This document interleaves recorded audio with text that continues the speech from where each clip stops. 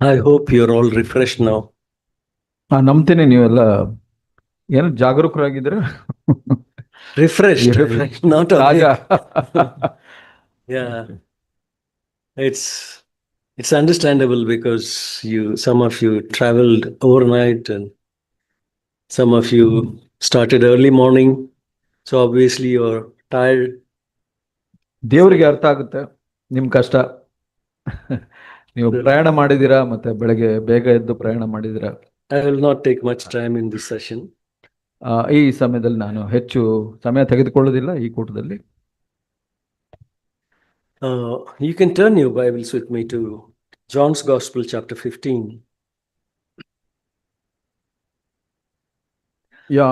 ಯೋಹಾನ ಸುವಾರ್ತೆ chapter 15, 15ನೇ ಅಧ್ಯಾಯ ನೋಡ್ಕೊಳ್ಳೋಣ. verse 16. 16ನೇ ವಚನ. ಯೋಹಾನ 15:16 ಹೀಗೆ ಹೇಳುತ್ತೆ, ಅದು ನಾನು ನಿಮ್ಮನ್ನು ಆರಿಸಿ ತೆಗೆದುಕೊಂಡೆನು, ನೀವು ಹೊರಟು ಹೋಗಿ ಫಲ ಕೊಡುವವರಾಗಬೇಕೆಂತಲೂ ನೀವು ಕೊಡುವ ಫಲವು ನಿಲ್ಲುವಂಥದ್ದಾಗಬೇಕೆಂತಲೂ ನಿಮ್ಮನ್ನು ನೇಮಿಸಿದ್ದೇನೆ. ಹೀಗಿರಲಾಗಿ ನನ್ನ ಹೆಸರಿನಲ್ಲಿ ತಂದೆಯನ್ನು ಏನನ್ನು ಬೇಡಿಕೊಳ್ಳುವಿರೋ ಅದನ್ನು ಆತನು ನಿಮಗೆ ಕೊಡುವನು. Here we read the reason why God has chosen us. ಇಲ್ಲಿ ನಾವು ನೋಡ್ತೀವಿ ದೇವರು ನಮ್ಮನ್ನು ಆರಿಸಿಕೊಂಡ ಉದ್ದೇಶ. He says, you didn't choose me, but I chose you. ಇಲ್ಲಿ ಹೇಳ್ತಾ ಇದ್ದಾರೆ ಯೇಸು ಸ್ವಾಮಿ, ನೀವು ನನ್ನನ್ನು ಆರಿಸಿಕೊಂಡಿಲ್ಲ, ಆದ್ರೆ ನಾನು ನಿಮ್ಮನ್ನು ಆರಿಸಿಕೊಂಡಿದ್ದೀನಿ ಅಂತ. There is a reason why I chose you. ಅಲ್ಲಿ ಒಂದು ಉದ್ದೇಶ ಇದೆ, ಕಾರಣ ಇದೆ, ನಾನು ಯಾಕೆ ನಿಮ್ಮನ್ನ ಆರಿಸಿಕೊಂಡಿದ್ದೀನಿ ಅಂತ. The reason is that you should go and bear fruit. ಅದರ ಕಾರಣ ಏನಂದ್ರೆ ನೀವು ಹೋಗಿ ಫಲವನ್ನ ಪಡ್ಕೊಳ್ಬೇಕು, and that your fruit should remain. ಆ ಫಲ ನಿಲ್ಲುವಂತದ್ದಾಗಬೇಕು. It's not just some temporary fruit. ಅದು ಒಂದು ಯಾವುದೋ ಅಕಾಲಿಕ ಫಲ ಅಂತ ಅಲ್ಲ, ಶಾಶ್ವತವಲ್ಲದ್ದು. But a fruit that remains. ಆ ಒಂದು ಫಲ ನಿಲ್ಲುವಂತದ್ದಾಗಿರ್ಬೇಕು. All the fruit that we see in this world, they're all perishable. ನಾವು ಈ ಲೋಕದಲ್ಲಿ ನೋಡುವಂತ ಎಲ್ಲ ಒಂದು ಫಲ ನೋಡಿದ್ರೆ ಅದು ಉಳಿಯುವಂತದ್ದಲ್ಲ, ಎಲ್ಲ ನಾಶವಾಗುತ್ತೆ. Some may last for 2-3 days, for 1 week or 1 month.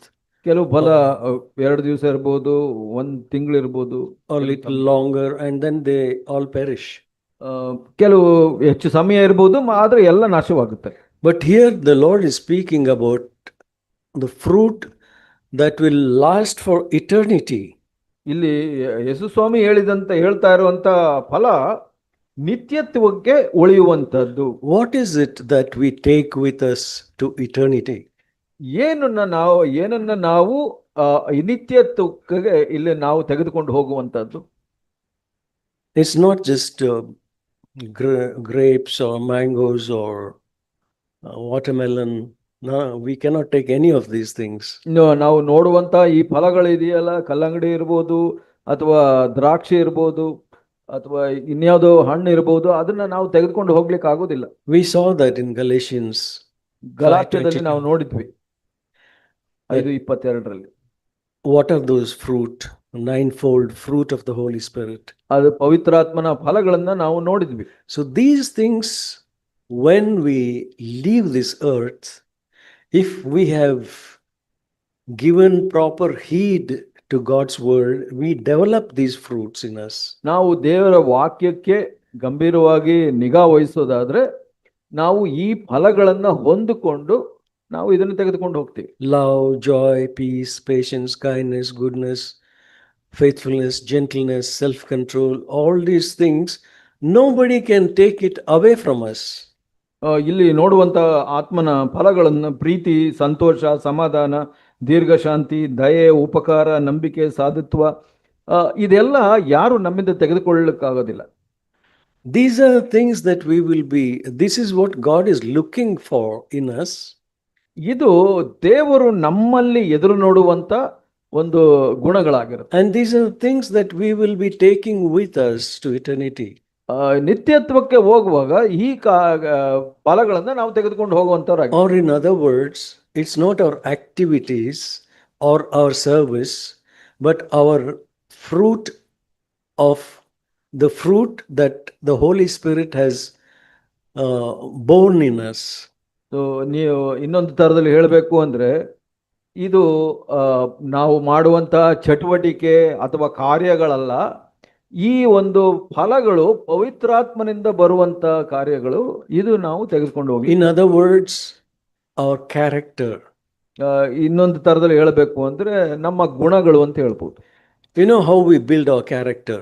ನಮ್ಮ ಗುಣಗಳನ್ನ ಹೇಗೆ ನಾವು ಬೆಳೆಸ್ಕೊಂತೀವಿ? There's a saying in the world, you sow a thought, ಲೋಕದಲ್ಲಿ ಒಂದು ಹೇಳಿಕೆ ಇದೆ ಹೀಗೆ, you sow a thought, you reap an action. ನೀವು ಮನಸ್ಸಿಗೆ ಯೋಚನೆಯನ್ನ ಹಾಕಿದ್ರೆ ನಿಮಗೆ ಒಂದು ಕಾರ್ಯ ಫಲವಾಗಿ ಬರುತ್ತೆ. You sow an action, you will reap a habit. So ಆ ಕಾರ್ಯವನ್ನ ನಾವು ಬಿತ್ತಿದ್ರೆ ನಿಮಗೆ ಒಂದು ಹವ್ಯಾಸ ಫಲವಾಗಿ ಬರುತ್ತೆ. And you sow a habit and you will reap a character. ನಾವು ಆ ಒಂದು ಹವ್ಯಾಸವನ್ನ ನಾವು ಬಿತ್ತೋದಾದ್ರೆ ಇದು ಒಂದು ಕ್ಯಾರೆಕ್ಟರ್, ಗುಣಲಕ್ಷಣವನ್ನು ನಾವು ಕೊಯ್ತೇವೆ. And it is that character of ours that we take with us when we depart from here. ಈ ಭೂಮಿಯನ್ನು ಬಿಟ್ಟು ನಾವು ನಿತ್ಯತ್ವಕ್ಕೆ ಹೋಗುವಾಗ ಈ ಗುಣಗಳನ್ನ ನಾವು ತೆಗೆದುಕೊಂಡು ಹೋಗ್ತೀವಿ, whether good or bad. ಕೆಟ್ಟದಿರ್ಬೋದು ಅಥವಾ ಒಳ್ಳೇದಿರ್ಬೋದು. And how do we bear these fruits? ನಾವು ಈ ಫಲಗಳನ್ನ ಹೇಗೆ ನಾವು ಪಡ್ಕೊಳ್ಳೋದು? We read in verse 1 of that chapter, ಆ ಒಂದು ಅಧ್ಯಾಯದ ಮೊದಲನೇ ವಚನದಲ್ಲಿ, John 15. ಯೋಹಾನ 15ರಲ್ಲಿ ನಾವು ನೋಡ್ತೀವಿ. Jesus said, I am the vine and my father is the vine dresser.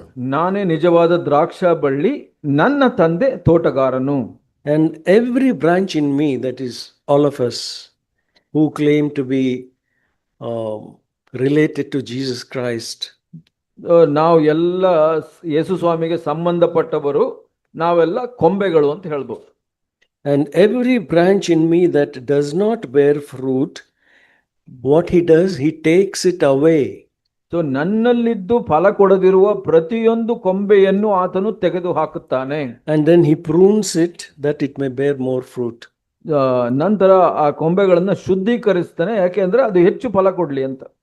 You know, sometimes we see in some fields that the farmer trims certain branches of the tree. ನೀವು ರೈತರನ್ನ ನೋಡಿರ್ಬೋದು, ಅವರು ಕೆಲವು ಈ ಕೊಂಬೆಗಳನ್ನ ಅದನ್ನ ಕತ್ತರಿಸ್ತಾರೆ, ಅದು ಚೆನ್ನಾಗಿ ಬೆಳೀಲಿ ಅಂತ. That is called pruning. ಅದಕ್ಕೆ ಶುದ್ಧೀಕರಿಸುವಂಥದ್ದು ಅಂತ ಹೇಳ್ತಾರೆ. Pruning is not an enjoyable process. ಆ ಒಂದು ಶುದ್ಧೀಕರಣದ ಕಾರ್ಯ ಬಹಳ ಸಂತೋಷ ಪಡುವಂಥದ್ದಲ್ಲ. You keep on cutting fruitless branches. ಎಲ್ಲಿ ಫಲ ಕೊಡದೇ ಇರೋ ಆ ಒಂದು ಕೊಂಬೆಗಳನ್ನ ರೈತ ಕತ್ತರಿಸ್ತಾನೆ. And you remember to whom Jesus is speaking these words. ಈ ವಾಕ್ಯಗಳನ್ನ ಯಾರ ಬಗ್ಗೆ ಹೇಳ್ತಾ ಇದ್ದಾರೆ ಯೇಸು ಸ್ವಾಮಿ ಅಂತ ಗೊತ್ತಾ? Do you know to whom he is speaking? ಯಾರ ಬಗ್ಗೆ ಹೇಳ್ತಾ ಇದ್ದಾರೆ? Not to the public. ಸಾರ್ವಜನಿಕರಿಗಲ್ಲ. They are in the upper room. ಇಲ್ಲಿ ಯೇಸು ಸ್ವಾಮಿ ತನ್ನ ಶಿಷ್ಯರಿಗೆ ಹೇಳ್ತಾ ಇರುವಂತ ಕಾರ್ಯ ಒಂದು ಮೇಲ್ಕೊಠಡಿಯಲ್ಲಿ. And in chapter 13, Judas already left and he went away. 13ನೇ ಅಧ್ಯಾಯದಲ್ಲಿ ನಾವು ನೋಡ್ತೇವೆ, ಇಸ್ಕಾರಿಯತ್ ಯೂದ ಅವರನ್ನೆಲ್ಲ ಬಿಟ್ಟು ಹೋಗ್ಬಿಟ್ನು. And only 11 disciples were left with Jesus. ಯೇಸು ಸ್ವಾಮಿಯ ಜೊತೆಯಲ್ಲಿ ಆ 11 ಶಿಷ್ಯರು ಉಳಿದಿದ್ರು. Jesus is telling them, not to the public. ಇತರರಿಗೆ, ಹೊರಗಿನ ಜನರಿಗೆಲ್ಲ, ಈ 11 ಶಿಷ್ಯರಿಗೆ ಯೇಸು ಸ್ವಾಮಿ ಹೇಳ್ತಾ ಇರುವಂತ ಮಾತಿದು. Jesus is telling, ಯೇಸು ಸ್ವಾಮಿ ಹೇಳ್ತಾ ಇದ್ದಾರೆ, you can imagine in your mind, you Peter or John or James. ಇಲ್ಲಿ ಹೇಳ್ತಾ ಇದ್ದಾರೆ, ಓ ಪೇತ್ರನೇ, ಯೋಹಾನನೇ ಅಥವಾ ಯಾಕೋಬನೇ, ಇವರಿಗೆ ಹೇಳ್ತಾ ಇರುವಂತ ಮಾತು. If you do not bear fruit, what will happen? Verse 6. ಇಲ್ಲಿ 6ನೇ ವಚನದಲ್ಲಿ ಏನು ಹೇಳ್ತಾ ಇದ್ದಾರೆ, ನೀವು ಫಲ ಕೊಡದಿದ್ದರೆ, If anyone does not abide in me, he is thrown away as a branch. ಇಲ್ಲಿ ಯಾವನು ನನ್ನಲ್ಲಿ ನೆಲೆಗೊಂಡಿರೋದಿಲ್ಲವೋ ಅವನು ಆ ಕೊಂಬೆಯಂತೆ ಹೊರಕ್ಕೆ ಬಿಸಾಡಲ್ಪಡುವನು. When you cut off a branch from the main tree, what happens? ಒಂದು ಕೊಂಬೆಯನ್ನ ಒಂದು ಮರದಿಂದ ಕತ್ತರಿಸಿದ್ರೆ ಏನಾಗುತ್ತೆ? You all know that. ನಿಮಗೆಲ್ಲರಿಗೂ ಗೊತ್ತಿದೆ ಅದು. It's from that moment it starts withering, drying up. ಅದು ಒಣಗಿ ಹೋಗುತ್ತೆ ಕ್ರಮೇಣವಾಗಿ. And then what Jesus says, ಇಲ್ಲಿ ಏನ್ ಹೇಳ್ತಾರೆ ಯೇಸು ಸ್ವಾಮಿ? it dries up, ಅದು ಒಣಗಿ ಹೋಗುವುದು, and they gather them ಅದನ್ನ ಒಟ್ಟು ಹಾಕಿ and cast them into the fire, and they are burnt. ಬೆಂಕಿಯಲ್ಲಿ ಹಾಕಿ ಅವು ಸುಟ್ಟು ಹೋಗುತ್ತವೆ. He is not speaking to the public. He is speaking to these 11 disciples. ಅವರು ಸಾರ್ವಜನಿಕವಾಗಿ ಇತರರಿಗೆ ಹೇಳ್ತಾ ಇಲ್ಲ, ಆದ್ರೆ ಪ್ರತ್ಯೇಕವಾಗಿ ಈ 11 ಶಿಷ್ಯರಿಗೆ ಹೇಳ್ತಾ ಇರುವಂತ ಮಾತು. So include yourself there. ನಿಮ್ಮನ್ನ ಅದರಲ್ಲಿ ಸೇರಿಸಿಕೊಳ್ಳಿ. This word is applicable to you and me. ನಿಮಗೆ ನನಗೆ ಅದು ಒಪ್ಪಿಕೊಳ್ಳುವಂತ ವಾಕ್ಯ ಅದು. And what is the meaning of abiding in Jesus Christ? ಯೇಸು ಸ್ವಾಮಿಯಲ್ಲಿ ನಾವು ಹೊಂದಾಗಿರೋದು ಅಥವಾ ನೆಲೆಗೊಂಡಿರೋದು ಅಂದ್ರೆ ಏನು? As a branch in the vine. ಒಂದು ಕೊಂಬೆ ದ್ರಾಕ್ಷ ಬಳ್ಳಿಯಲ್ಲಿ ಸೇರಿರೋ ಹಾಗೆ. What does it mean? ಅದರ ಅರ್ಥ ಏನು? You read in the next verse. ಮುಂದಿನ ವಚನದಲ್ಲಿ ನಾವು ನೋಡ್ತೀವಿ. If you abide in me and my words abide in you. 7ನೇ ವಚನ, ನೀವು ನನ್ನಲ್ಲಿಯೂ ನನ್ನ ವಾಕ್ಯಗಳು ನಿಮ್ಮಲ್ಲಿಯೂ ನೆಲೆಗೊಂಡಿದ್ದರೆ. And then verse 10 again. 10ನೇ ವಚನ, if you keep my commandments, you will abide in my law. So ನೀವು 10ನೇ ವಚನ, ಆತನ ಪ್ರೀತಿಯಲ್ಲಿ ನೆಲೆಗೊಂಡವರ ಮೇರೆಗೆ ನೀವು ನನ್ನ ಆಜ್ಞೆಗಳನ್ನು ಕೈಗೊಂಡು ನಡೆದರೆ ನನ್ನ ಪ್ರೀತಿಯಲ್ಲಿ ನೆಲೆಗೊಂಡಿರುವಿರಿ. So I abide in Christ only as I obey him. ನಾನು ಕ್ರಿಸ್ತನಲ್ಲಿ ನೆಲೆಗೊಂಡಿರ್ತೀನಿ ಎಷ್ಟರ ಮಟ್ಟಿಗೆ ಅಂದ್ರೆ ನಾನು ಆತನ ಆಜ್ಞೆಗಳನ್ನು ಎಷ್ಟು ಕೈಗೊಳ್ತೀನೋ ಅಷ್ಟು. Only to that extent I can say I abide in him. ನಾನು ಅದರ ಮಟ್ಟಕ್ಕೆ ಮಾತ್ರ ನಾನು ಕ್ರಿಸ್ತನಲ್ಲಿ ನೆಲೆಗೊಂಡಿರ್ತೀನಿ. That is what Jesus said just before he left the earth. ಯೇಸು ಸ್ವಾಮಿ ಈ ಭೂಮಿಯನ್ನು ಬಿಟ್ಟು ಹೋಗೋ ಮೊದಲು ಹೇಳಿದ ಮಾತಿದು. Matthew 28:18 and 19. ಮತ್ತಾಯ 28:18-20. He said, go and make disciples of all nations. ನೀವು ಹೋಗಿ ಎಲ್ಲಾ ದೇಶದಲ್ಲಿ ನನ್ನ ಶಿಷ್ಯರನ್ನ ಮಾಡಿ, baptize them, ಅವ್ರನ್ನ ದೀಕ್ಷಾಸ್ನಾನ ಕೊಡಿ ಅವರಿಗೆ, and teach them to obey all that I have commanded you. ನಾನು ನಿಮಗೆ ಆಜ್ಞಾಪಿಸಿದೆಲ್ಲವನ್ನೂ ಕಾಪಾಡಿಕೊಳ್ಳುವುದಕ್ಕೆ ಅವರಿಗೆ ಉಪದೇಶ ಮಾಡಿರಿ. Many churches, pastors are very keen and interested in only baptizing people. So ಬಹಳಷ್ಟು ಲೋಕದಲ್ಲಿ ನಾವು ಕ್ರಿಸ್ತ ನಾಯಕರನ್ನ ನಾವು ಹೀಗೆ ನೋಡ್ತೀವಿ, ಅವರು ಜನರಿಗೆ ನೀರಿನ ದೀಕ್ಷಾಸ್ನಾನ ಕೊಡೋದ್ರಲ್ಲಿ ಆಸಕ್ತರಾಗಿರ್ತಾರೆ. They are more important in collecting statistics. ಅವರಿಗೆ ಬಹಳ ಮುಖ್ಯವಾದ ಏನಂದ್ರೆ ಎಲ್ಲ ಸಂಖ್ಯೆಗಳನ್ನ ನಾನು ಸೇರಿಸ್ಕೊಳ್ಬೇಕು. ಎಷ್ಟು ಜನ ಬರ್ತಾರೆ, so many people in the church, ನಮ್ಮ ಸಭೆಯಲ್ಲಿ ಇಷ್ಟು ಜನ ಇದ್ದಾರೆ, so many we baptized this month, ನಾವು ಇಷ್ಟೊಂದು ಜನರಿಗೆ ನಾವು ದೀಕ್ಷಾಸ್ನಾನ ಕೊಟ್ವಿ, each one bring one. ಪ್ರತಿಯೊಬ್ಬರು ಇನ್ನೊಬ್ಬರನ್ನ ತೆಗೆದುಕೊಂಡು ಬನ್ನಿ, ಕರ್ಕೊಂಡು ಬನ್ನಿ. So that is how they keep increasing and pressurizing people to bring more and more people. ಅವ್ರು ಹಾಗೆ ಹೆಚ್ಚಾಗ್ತಾ ಇರ್ತಾರೆ ಸಂಖ್ಯೆಯಲ್ಲಿ, ಅವರು ಬೇರೆಯವರಿಗೆ ಒತ್ತಾಯ ಮಾಡ್ತಾ ಇರ್ತಾರೆ, ನೀವು ಇತರರನ್ನ ಕರ್ಕೊಂಡು ಬನ್ನಿ. What is the ulterior motive? ಅವರ ಒಳಗಿನ ಒಂದು ಉದ್ದೇಶ ಏನು? More the people, ಹೆಚ್ಚು ಜನ ಇದ್ರೆ more offerings, ಹೆಚ್ಚು ಕಾಣಿಕೆ ಬರುತ್ತೆ, more tithes, ಹೆಚ್ಚು ದಶಾಂಶ ಬರುತ್ತೆ, and a church becomes richer, ಸಭೆ ಶ್ರೀಮಂತವಾಗುತ್ತೆ, and pastor also becomes richer. ಆ ಒಂದು ಪಾಸ್ಟರ್ ಕೂಡ ಶ್ರೀಮಂತನಾಗ್ತಾರೆ. That is the reason why they are so much interested in church growth, what they call. ಅವರು ಅದಕ್ಕಾಗಿ ಇದನ್ನ ಸಭೆಯ ಅಭಿವೃದ್ಧಿ ಅಂತ ಕರೀತಾರೆ. Jesus was just against that principle. ಆ ಒಂದು ವಿಧಾನಕ್ಕೆ ಯೇಸು ಸ್ವಾಮಿ ವಿರುದ್ಧವಾಗಿದ್ರು. You read in chapter 5, 6, 7, 8 of the same gospel. ಮತ್ತಾಯದಲ್ಲಿ ನೀವು 5, 6, Not 7, 8, Matthias, John. ಸಾರಿ ಯೋಹನ 5, 6, 6ರಲ್ಲಿ ಮತ್ತೆ 7, 8ರಲ್ಲಿ ಕೂಡ ನಾವು ನೋಡ್ತೇವೆ. After Jesus fed the 5,000, ಯೇಸು ಸ್ವಾಮಿ 5,000 ಜನರಿಗೆ thousands of people started following him. ಅವರನ್ನ ಸಾವಿರಾರು ಜನ ಹಿಂಬಾಲಿಸ್ತಾರೆ. It says a great multitude. ಅಲ್ಲಿ ಹೇಳುತ್ತೆ ಬಹಳಷ್ಟು ಜನ ದಟ್ಟಣೆ ಬಂತು. I was looking in the dictionary, what is the other meaning of multitude? Multitude means a big group. ಯಥೇಚ್ಛ ಜನ ಅಂತ ಹೇಳುತ್ತೆ ಅಲ್ಲಿ, ಆದ್ರೆ ಅದರ ಅರ್ಥ ಏನು ಅಂತ ನಾನು ಡಿಕ್ಷನರಿನಲ್ಲಿ ನೋಡ್ತಾ ಇದ್ದೆ. The other meaning of the word multitude is myriads and myriads, means 10,000s upon 10,000s. So ಅದರ ಇನ್ನೊಂದು ಅರ್ಥ ಏನು ಅಂದ್ರೆ 10,000 ಜನರು ಅಂತ ಹೇಳ್ಬೋದು. So many people started following Jesus because he fed the 5,000 men only, it says, excluding women and old people and children. ಇಲ್ಲಿ ಹೆಂಗಸರು ಮತ್ತು ಮಕ್ಕಳನ್ನ ಬಿಟ್ಟು ಗಂಡಸರೇ ಬಹಳ ಜನ ಗುಂಪಾಗಿದ್ರು, 5,000 ಜನ ಇದ್ರು ಅಂತ ಹೇಳುತ್ತೆ. And they all, hung around Jesus. ಅವರೆಲ್ಲ ಯೇಸು ಸ್ವಾಮಿಯ ಸುತ್ತಾ ಇದ್ರು. ಯಾಕೆ? They didn't want to leave Jesus, they wanted to make him king. ಅವ್ರ ಜೊತೆನೇ ಇದ್ರು, ಮತ್ತೆ ಯೇಸು ಸ್ವಾಮಿಯನ್ನ ಒಬ್ಬ ರಾಜನನ್ನಾಗಿ ಮಾಡಬೇಕು ಅಂತ ಆಶಿಸಿದ್ರು. Because this man makes feeds the nation with 5 loaves and 2 fish. 5 ರೊಟ್ಟಿ 2 ಮೀನಿನಿಂದ ಇವನು ಇಷ್ಟೊಂದು ಜನರಿಗೆ ಊಟ ಕೊಡ್ತಾನೆ. So why can't we make him king?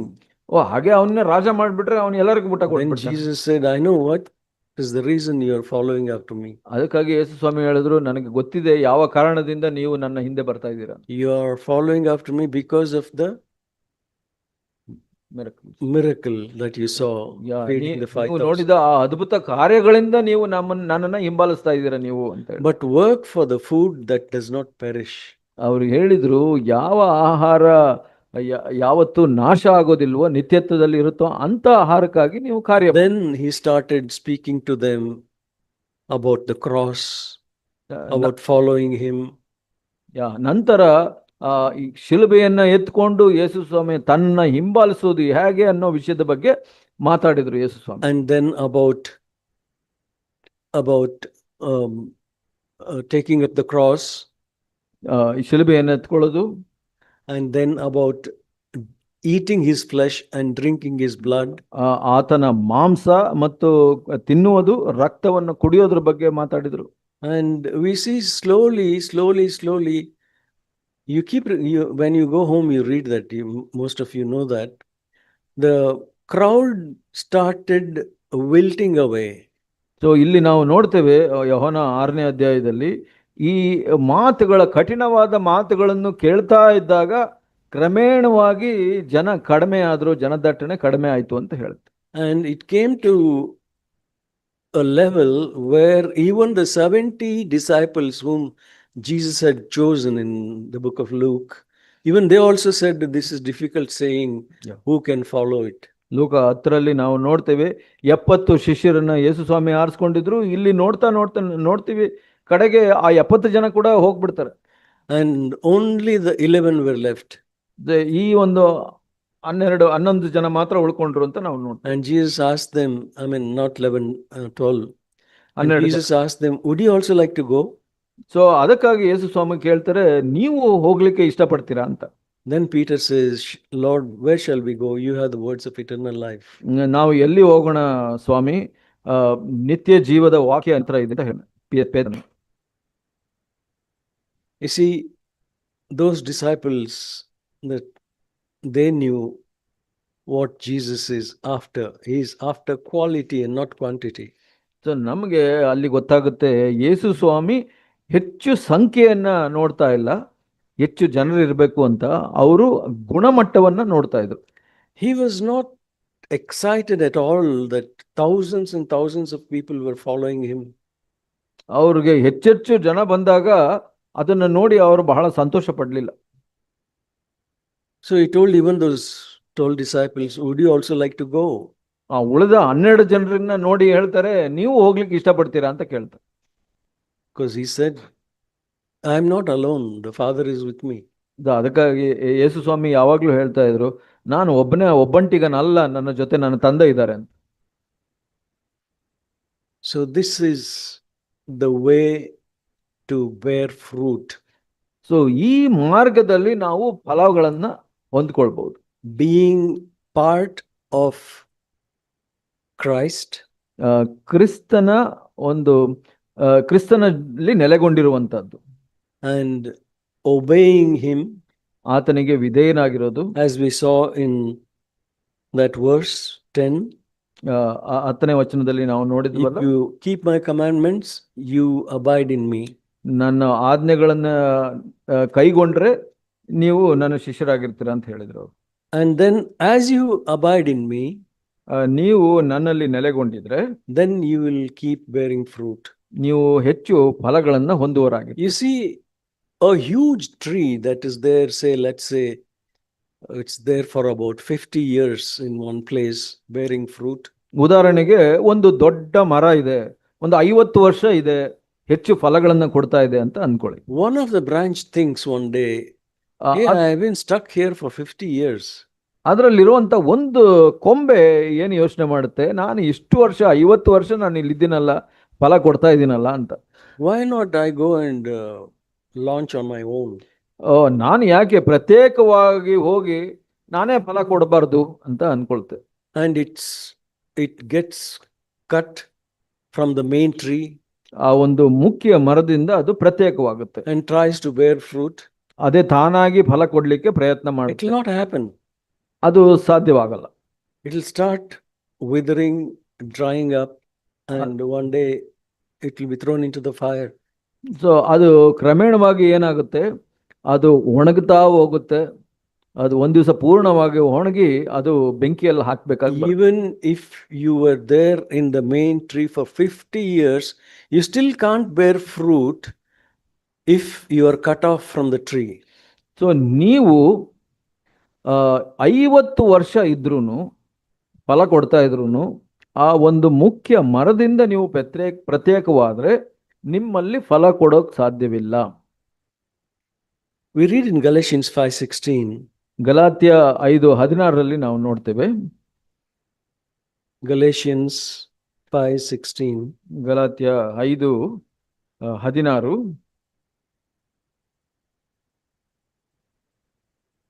We can read, John. ನಾನು ಹೇಳುವುದೇನೆಂದರೆ, ಪವಿತ್ರಾತ್ಮನನ್ನು ಅನುಸರಿಸಿ ನಡೆದುಕೊಳ್ಳಿರಿ, ಆಗ ನೀವು ಶರೀರ ಭಾವದ ಅಭಿಲಾಷೆಗಳನ್ನು ಎಷ್ಟು ಮಾತ್ರಕ್ಕೂ ನೆರವೇರಿಸುವುದಿಲ್ಲ. If you walk by the Spirit, you will not fulfill the lust of the flesh. ನೀವು ಆತ್ಮನನ್ನು ಅನುಸರಿಸಿ ನಡೆದರೆ ನೀವು ಶರೀರ ಭಾವದ ಅಭಿಲಾಷೆಗಳನ್ನು ಪೂರೈಸುವುದಿಲ್ಲ. That's in other words, if you keep the commandments of Jesus, you will abide in him and you will start bearing fruit. So ನೀವು ಯೇಸು ಸ್ವಾಮಿಯ ಆಜ್ಞೆಗಳನ್ನ ಅನುಸರಿಸಿ ನಡೆಯೋದಾದ್ರೆ ನೀವು ಫಲಗಳನ್ನ ಕೊಡುವಂತವರಾಗಿರ್ತೀರಿ. And there is always fight between the flesh and the spirit. ನಾವು ಯಾವಾಗ್ಲೂ ಅಲ್ಲಿ ಹೋರಾಟ ಇದೆ, ನಮ್ಮ ಸ್ವಾರ್ಥತ್ವ, ಶರೀರ ಭಾವ ಮತ್ತು ಆತ್ಮ. Verse 17. 17ನೇ ವಚನ. The flesh sets its desire against the spirit and the spirit against the flesh. ಯಾಕಂದರೆ ಶರೀರ ಭಾವವು ಅಭಿಲಾಷಿಸುವುದು ಆತ್ಮನಿಗೆ ವಿರುದ್ಧವಾಗಿದೆ. They are in constant opposition to one another. ಆತ್ಮನು ಅಭಿಲಾಷಿಸುವುದು ಶರೀರ ಭಾವಕ್ಕೆ ವಿರುದ್ಧವಾಗಿದೆ. But if you are led by the spirit, ನೀವು ಮಾಡಲಿಚ್ಚಿರುವ ನೀವು ಆತ್ಮನಿಂದ ನಡೆಸಿಕೊಳ್ಳುವರಾದ್ರೆ you are not under the law. ನೀವು ನೇಮನಿಷ್ಠೆಗೆ ಅಧೀನರಲ್ಲ. Now many we say that we are no longer under the law, we are under grace. ನಾವು ಹೇಳ್ತೇವೆ ನಾವು ಧರ್ಮಶಾಸ್ತ್ರದ ಅಡಿಯಲ್ಲಿಲ್ಲ, ನಾವು ಕೃಪೆಯ ಅಡಿಯಲ್ಲಿದ್ದೀವಿ ಅಂತ. Law could bring a person up to a level of spirituality. ಧರ್ಮಶಾಸ್ತ್ರವು ಒಬ್ಬನನ್ನ ಒಂದು ಮಟ್ಟದ ಆತ್ಮಿಕ ಜೀವಿತಕ್ಕೆ ನಡೆಸುತ್ತೆ. We read about Zachariah and Elizabeth, parents of John the Baptist, that they were, according to the light that they were righteous people. ಸ್ನಾನಿಕನಾದ ಯೋಹಾನನ ತಂದೆ ತಾಯಿ ಜಕರಯ್ಯ ಮತ್ತು ಎಲಿಜಬೆತ್ಳ ಬಗ್ಗೆ ನಾವು ನೋಡುವಾಗ ಅವರಲ್ಲಿ ಸಾಧ್ಯವಾದ ಮಟ್ಟಕ್ಕೆ ಅವರು ನೀತಿವಂತರಾಗಿದ್ದರು. Even Paul says about himself that as far as the law is concerned, I was blameless. ಹಾಗೆ ಪೌಲ ಕೂಡ ಹೇಳ್ತಾರೆ, ಧರ್ಮಶಾಸ್ತ್ರಕ್ಕೆ ಹೋಲಿಸಿ ನೋಡಿದ್ರೆ ನಾನು ಯಾವ ವಿಷಯದಲ್ಲೂ ಕಳಂಕನಾಗಿರ್ಲಿಲ್ಲ ಅಂತ. He was sincere, ಅವನು ಯಥಾರ್ಥನಾಗಿದ್ದನು, but he was sincerely wrong. ಅವನು ಯಥಾರ್ಥವಾಗಿ ತಪ್ಪಾದ And he was sincerely killing the disciples of Jesus. ಅವನು ಯಥಾರ್ಥವಾಗಿದ್ರು ಯೇಸು ಸ್ವಾಮಿಯ ಶಿಷ್ಯರನ್ನ ಸಾಯಿಸ್ತಾ And his conscience was not bothering him ಆದ್ರೆ ಅವನ ಮನಸ್ಸಾಕ್ಷಿ ಅದಕ್ಕೆ ಚುಚ್ತಾ ಇರಲಿಲ್ಲ, because he thought he is doing service to God by killing Christians. ಕ್ರೈಸ್ತರನ್ನ ಸಾಯಿಸೋದ್ರ ಮುಖಾಂತರ ಆತನು ದೇವರ ಸೇವೆಯನ್ನ ಮಾಡ್ತಾ ಇದ್ದೀನಿ ಅಂತ ಅನ್ಕೊಂತಾ ಇದ್ದ. Because these Christians who were redeemed from the curse of the law and were placed in the body of Christ by the Holy Spirit, they were not following the law, but they were following the Spirit. So ಈ ಒಂದು ವಿಮೋಚಿಸಿದಂಥ ಕ್ರೈಸ್ತರು ಧರ್ಮಶಾಸ್ತ್ರದ ಶಾಪದಿಂದ ವಿಮೋಚಿಸಲ್ಪಟ್ಟವರು, ಅವರು ಧರ್ಮಶಾಸ್ತ್ರದ ನಿಯಮಗಳನ್ನು ಅನುಸರಿಸ್ತಾ ಇರಲಿಲ್ಲ. So that's what it says. If you are led by the Spirit, you are not under the law. ನೀವು ಆತ್ಮನಿಂದ ನಡೆಸಿಕೊಳ್ಳುವವರಾದರೆ ನೇಮ ನಿಷ್ಠೆಗಳಿಗೆ ಅಧೀನರಲ್ಲ. So now we don't keep the 10 commandments. ನಾವು ಈಗ ಆ ಒಂದು ದಶಾಜ್ಞೆಗಳನ್ನು ಅನುಸರಿಸಲ್ಲ. Why? Because they are done away with. ಯಾಕೆ? ಅದೆಲ್ಲ ಕಳೆದು ಹೋಗಿದೆ. So because we don't keep the 10 commandments, do we go and keep killing people and robbing people and molesting them? So ನಾವು ದಶಾಜ್ಞೆಗಳನ್ನ ನಡೆಸ್ತೀವಿ ಅಂತ ಅಂದ್ಬಿಟ್ಟು ನಾವು ಬೇರೆ ಕೆಟ್ಟ ಕಾರ್ಯಗಳನ್ನ ಬೇರೆಯವ್ರಿಗೆ ಸಾಯಿಸೋದು ಈ ಕಾರ್ಯಗಳನ್ನ ಮಾಡ್ಲಿಕ್ಕಾಗುತ್ತಾ? No.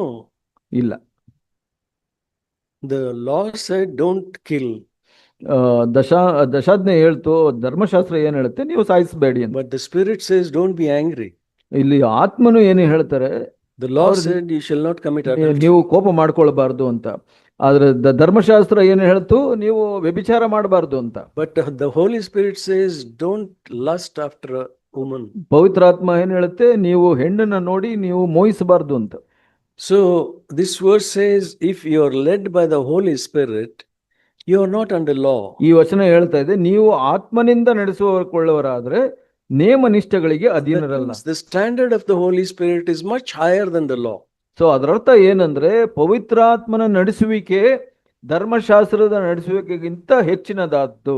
Or in other words, ಇನ್ನೊಂದು ರೀತಿಯಲ್ಲಿ ಹೇಳೋದು, if you were in the Old Testament, Old Covenant, ನೀವು ಹಳೆಯ ಒಡಂಬಡಿಕೆಯ ಅಡಿಯಲ್ಲಿದ್ರೆ you could get angry, shout at your wife, ನೀವು ಕೋಪ ಮಾಡಿಕೊಂಡು ಹೆಂಡತಿ ಮೇಲೆ ಜಗಳ ಮಾಡಬಹುದು, and lust at another man's wife. ನೀವು ಬೇರೆ ಹೆಣ್ಣಿನ ನೋಡಿ ನೀವು ಮೋಹಿಸಬಹುದು. You could come and break the bread if the breaking of bread was there. ಹಳೆ ಒಡಂಬಡಿಕೆಯಲ್ಲಿ ಹಾಗೆ ನೀವು ರೊಟ್ಟಿ ಮುರಿಯೋ ಕಾರ್ಯವಿದ್ರೆ ನೀವು ಅದನ್ನ ಮಾಡಿ ಬಂದು ರೊಟ್ಟಿ ಮುರಿಬಹುದು. Because there was no law that you shall not break bread by being angry or by lusting after a woman.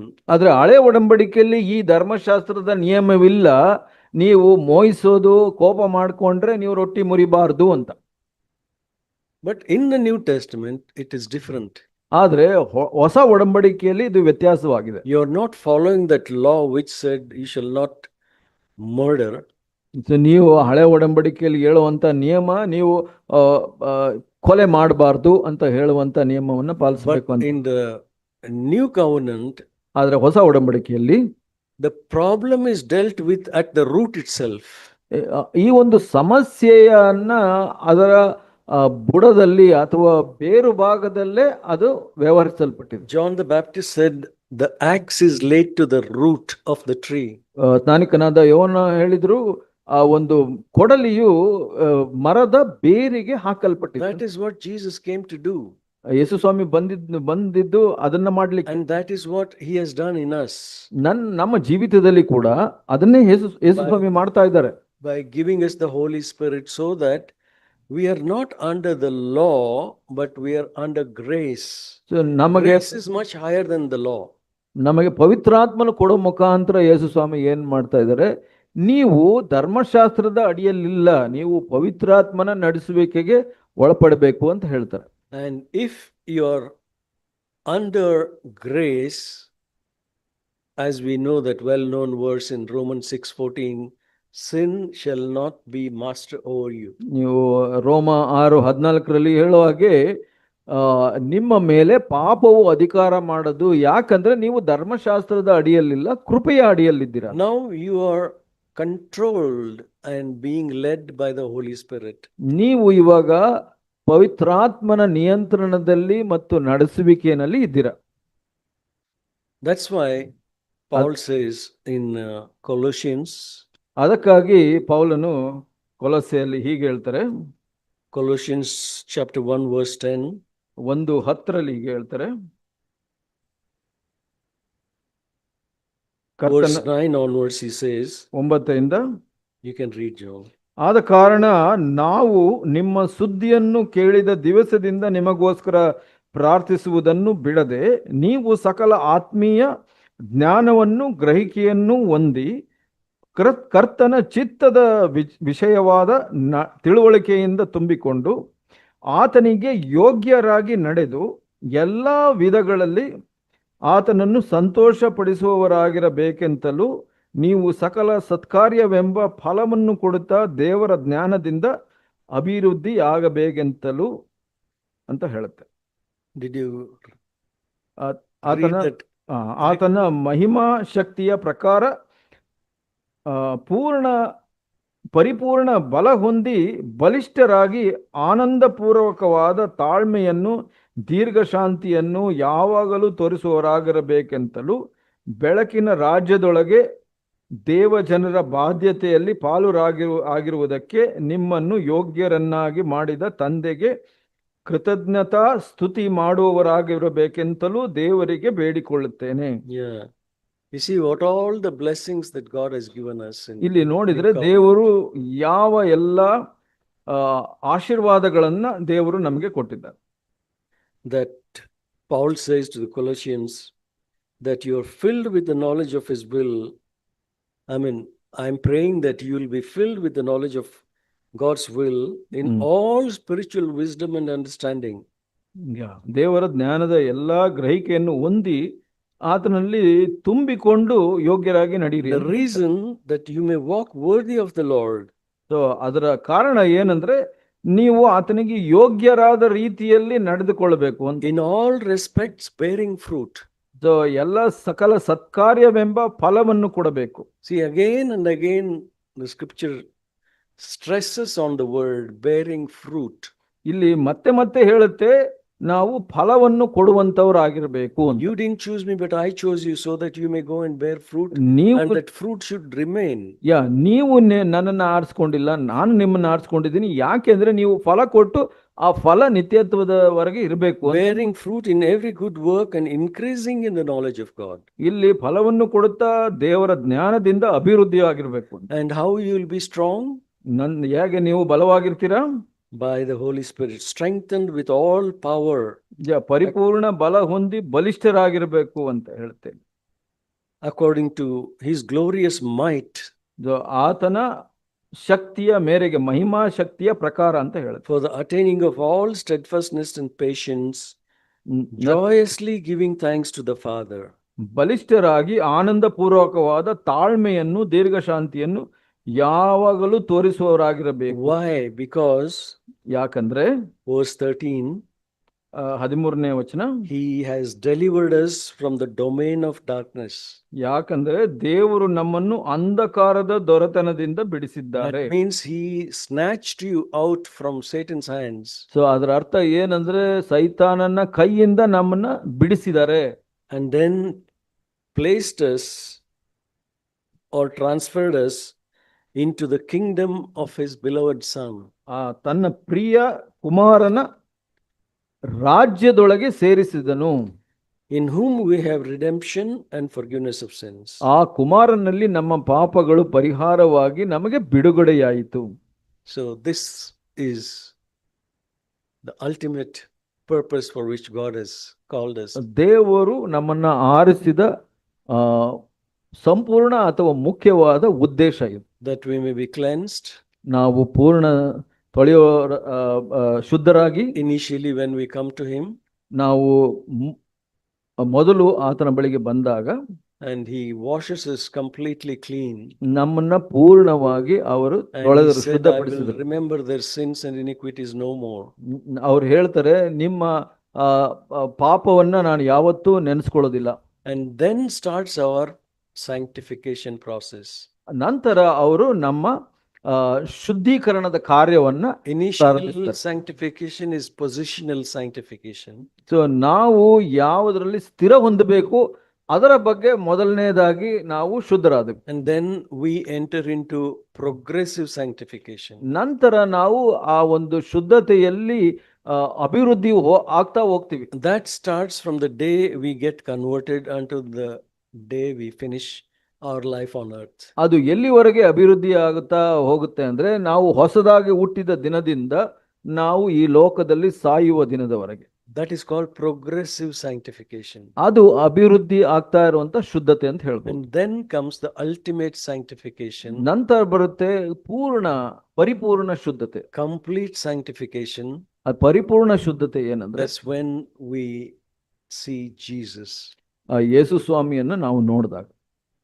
In 1 John 3 it says, when Jesus appears we shall be like him.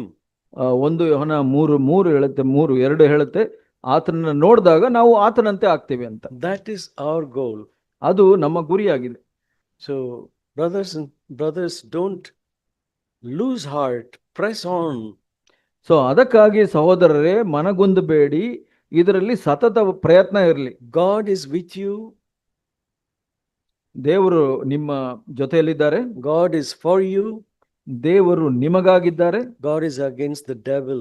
ದೇವರು ಯಾವಾಗಲೂ ಸೈತಾನನ ವಿರುದ್ಧವಾಗಿದೆ. And the flesh and sin. ಮತ್ತೆ ನಿಮ್ಮ ಮಾಂಸ ಮತ್ತು ಪಾಪದ ವಿರುದ್ಧವಾಗಿದೆ. And he who has promised will do it. ಅವರು ವಾಗ್ದಾನ ಮಾಡಿದತನು ನಂಬಿಗಸ್ತನು, ಅವರು ಪೂರ್ಣಗೊಳಿಸ್ತಾರೆ. And this good work which God has started in us, he will complete it. ಈ ಒಂದು ಒಳ್ಳೆಯ ಕಾರ್ಯವನ್ನು ದೇವರು ಆರಂಭಿಸಿದ ಕಾರಣ ಅವರೇ ಪೂರ್ಣಗೊಳಿಸ್ತಾರೆ. If you believe that, will you say amen? ಅದನ್ನ ನಂಬಿದ್ರೆ ನೀವು ಆಮೇನ್ ಅಂತ ಹೇಳ್ತೀರಾ? Amen.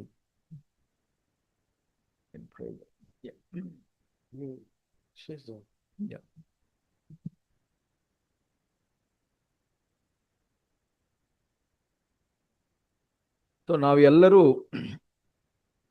ಫಲಭರಿತರಾಗಿರ್ಬೇಕು ಅಂತ ಇಷ್ಟಪಡ್ತೀವಿ. ಫಲಭರಿತ ಮರವನ್ನ ನೋಡಿದ್ರೆ, ಅಥವಾ ಈವನ್ ನಿಮ್ಮ ಮಕ್ಕಳಲ್ಲೇ ನೀವು ಯೋಚನೆ ಮಾಡಿ, ಅವರು ಅಭಿವೃದ್ಧಿ ಆಗೋದನ್ನ, ಅವರು ತರಗತಿನಲ್ಲಿ ತೇರ್ಗಡೆ ಆಗುವಂಥದ್ದು, ಪಾಸ್ ಆಗುವಂಥದ್ದು, ಮತ್ತೆ ಅವರು ಆರೋಗ್ಯವಾಗಿ ಬೆಳೆಯುವಂಥದ್ದು, ಅದನ್ನೆಲ್ಲ ನೋಡ್ಲಿಕ್ಕೆ ನಾವು ಇಷ್ಟಪಡ್ತೇವಲ್ಲ. ಎಲ್ಲಿ ನೋಡಿದ್ರು ನಾವು ಅಭಿವೃದ್ಧಿ ಅಥವಾ ಬೆಳವಣಿಗೆನ ನಾವು ಇಷ್ಟಪಡ್ತೇವೆ. ನಾವು ಇವತ್ತು ಏನು ಕೇಳಿಸ್ಕೊಂಡು ಅಂದರೆ ಆತ್ಮಿಕ ಬೆಳವಣಿಗೆ ಬಗ್ಗೆ. ಈ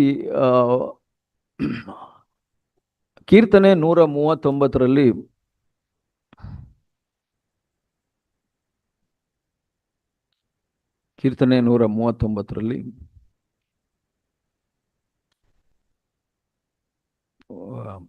ಈ ವಚನ ಹೀಗೆ ಹೇಳುತ್ತೆ.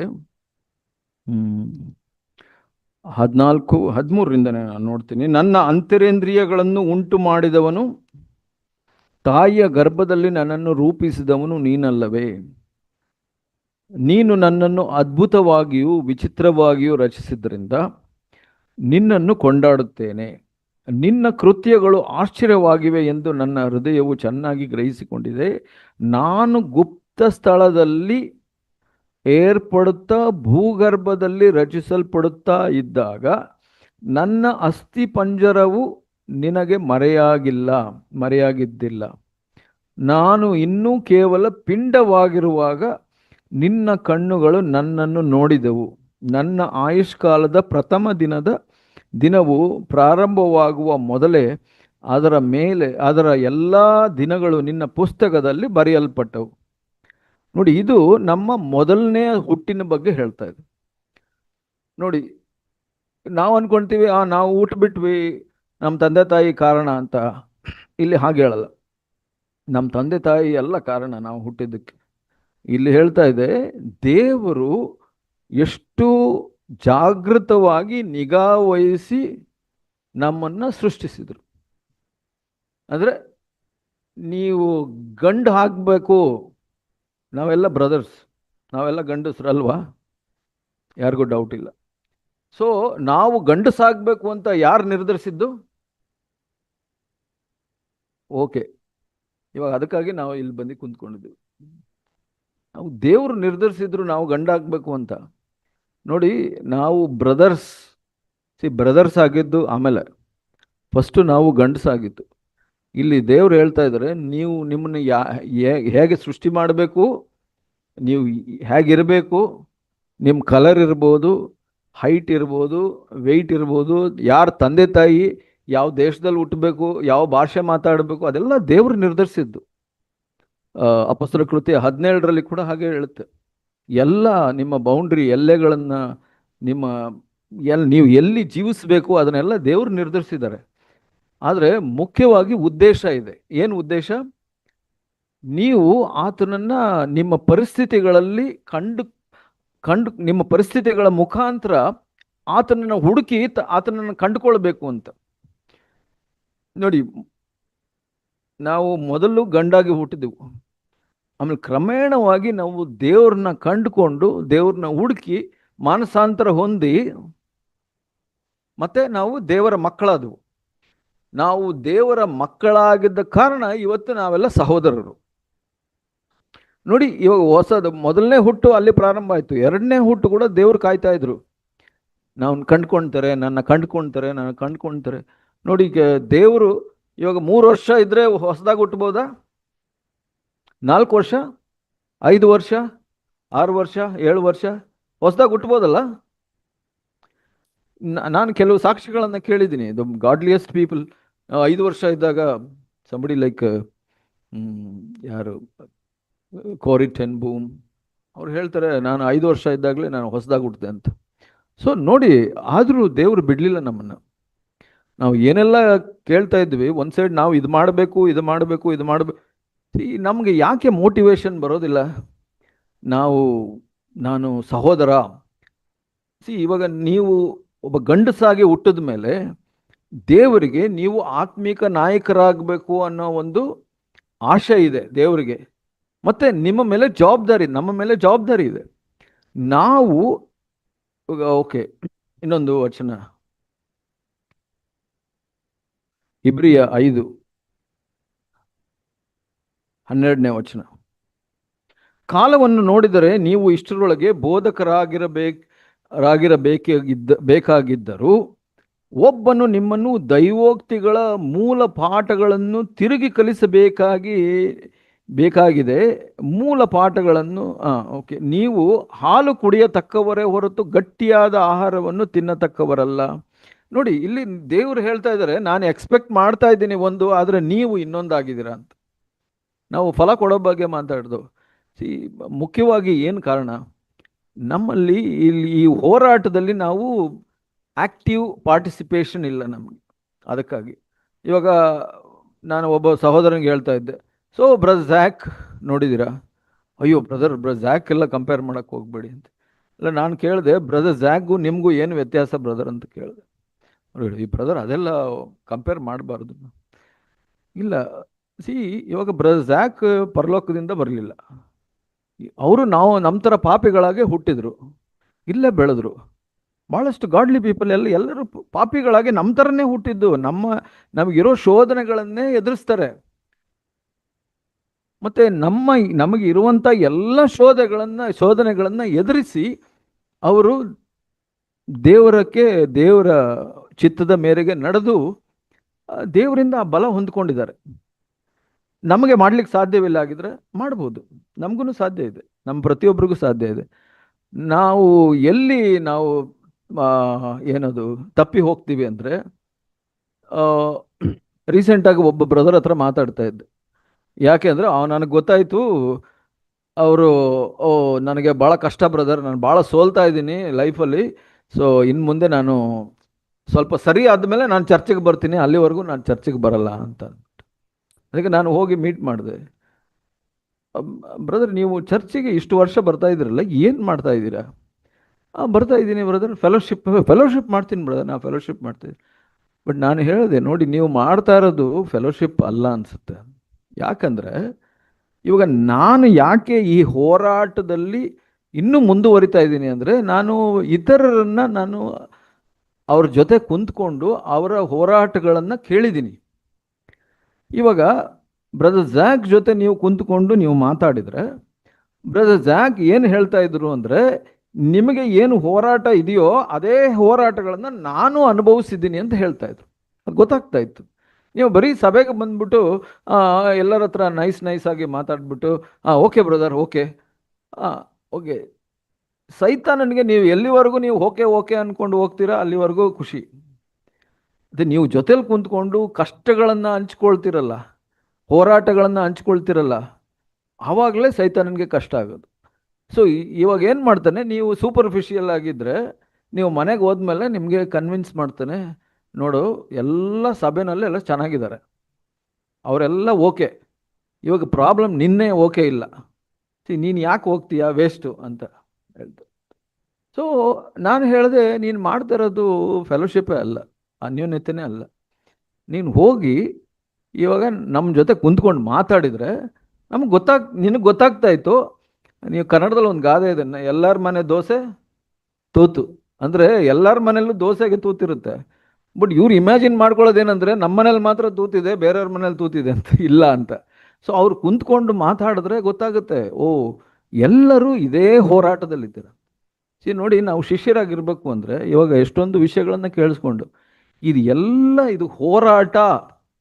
ಮತ್ತು ಮುಖ್ಯವಾದ ಇದು ಪ್ರಾಬ್ಲಮ್ ಏನು ಗೊತ್ತಾ ಅಂದರೆ, ಸಮಸ್ಯೆ ನಮ್ಮ ಮಾಂಸ ನಮ್ಮ ಜೊತೆಲಿದೆ.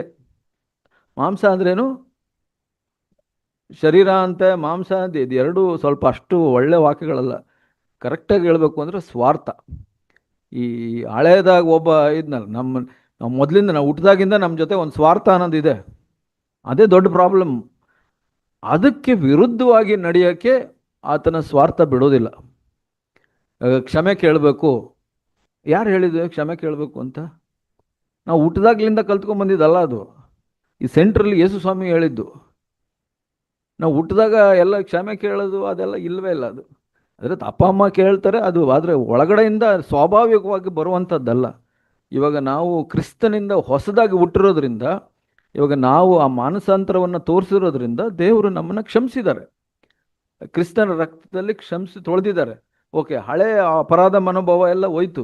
ಇವಾಗ ನಾವು ಯೇಸು ಸ್ವಾಮಿಯನ್ನು ನಾನು ಹಿಂಬಾಲಿಸಬೇಕು, ನನ್ನ ಮನಸ್ಸಾಕ್ಷಿನ ಶುದ್ಧವಾಗಿ ಇಟ್ಕೊಳ್ಬೇಕು ಅಂತ ಮನಸ್ಸಿಲ್ಲ ಅಂದರೆ ನಾವು ಶಿಷ್ಯರೇ ಅಲ್ಲ ಆ್ಯಕ್ಚುಲಿ.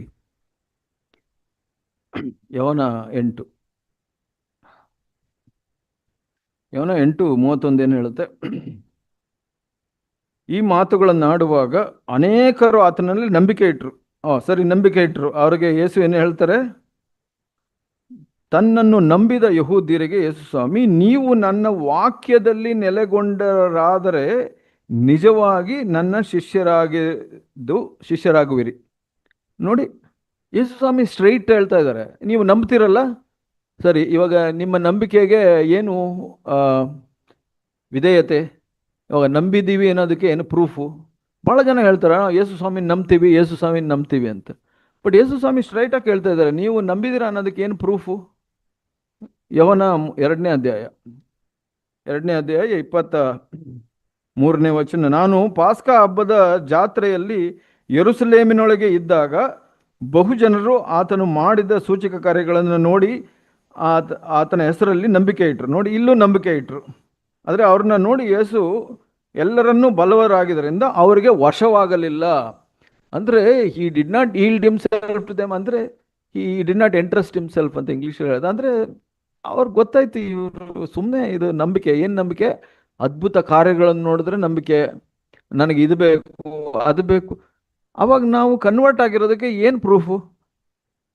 ಈ ಎಲ್ಲ ಲೋಕದಲ್ಲಿರೋ ಎಲ್ಲ ವ್ಯಕ್ತಿನೂ ನನಗೆ ಸ್ವಾರ್ಥ ಬೇಕು, ಅಂದರೆ ನನಗೆ ಇದು ಬೇಕು ಅದು ಬೇಕು, ನನಗೆ ಹಿಂಗಿರಬೇಕು ಹಂಗಿರಬೇಕು, ನನಗೆ ಅನುಕೂಲ ಬೇಕು, ಐಶ್ವರ್ಯ ಬೇಕು, ಆರೋಗ್ಯ ಬೇಕು. ಇದೆಲ್ಲ ಯಾವುದಕ್ಕೆ ಫೀಡ್ ಮಾಡುತ್ತೆ? ಇದು ಸ್ವಾರ್ಥಕ್ಕೆ ಫೀಡ್ ಮಾಡುತ್ತೆ. ನಮ್ಮ ಮಾಂಸ ಇದೆಯಲ್ಲ ಅದಕ್ಕೆ ಫೀಡ್ ಮಾಡುತ್ತೆ ಅಷ್ಟೇ ಅದು.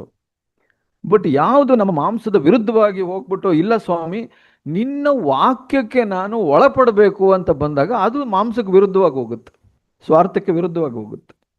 ಅಂದರೆ ನಮಗೇನೋ ದೇವ್ರು ನೋಡ್ಕೊಳ್ಳಲ್ವಾ, ನೋಡ್ಕೊಳ್ತಾರೆ. ಬಟ್ ಆದರೆ ದೇವ್ರು ಏನು ಮಾಡ್ತಾರೆ, ನೀವು ನನ್ನ ರಾಜ್ಯವನ್ನು ಹುಡ್ಕೋದಾದ್ರೆ ನಿಮ್ಮ ಅವಶ್ಯಕತೆಗಳನ್ನು ನಾನು ಪೂರೈಸ್ತೀನಿ. ಇವಾಗ ಫಾರ್ ಎಕ್ಸಾಂಪಲ್ ಬ್ರಜಾಕ್ ಬಿಡಪ್ಪ ಎಲ್ಲ ಇದೆ ಅವ್ರಿಗೆ. ನೋ, ಇಲ್ಲ. ಇವರು ಮಾಂಸಕ್ಕೆ ವಿರುದ್ಧವಾಗಿ ಅಂದರೆ ಸ್ವಾರ್ಥಕ್ಕೆ ವಿರೋಧವಾಗಿ ಹೋರಾಡೋದ್ರಿಂದ ಅವರು ಒಂದು ಸಾಕ್ಷಿ ಆಗಿರೋದ್ರಿಂದ ದೇವರು ನೀನು ನನಗಾಗಿ ಜೀವಿಸು, ನಾನು ನಿನ್ನನ್ನು ನೋಡ್ಕೊಳ್ತೀನಿ ಅಂತ.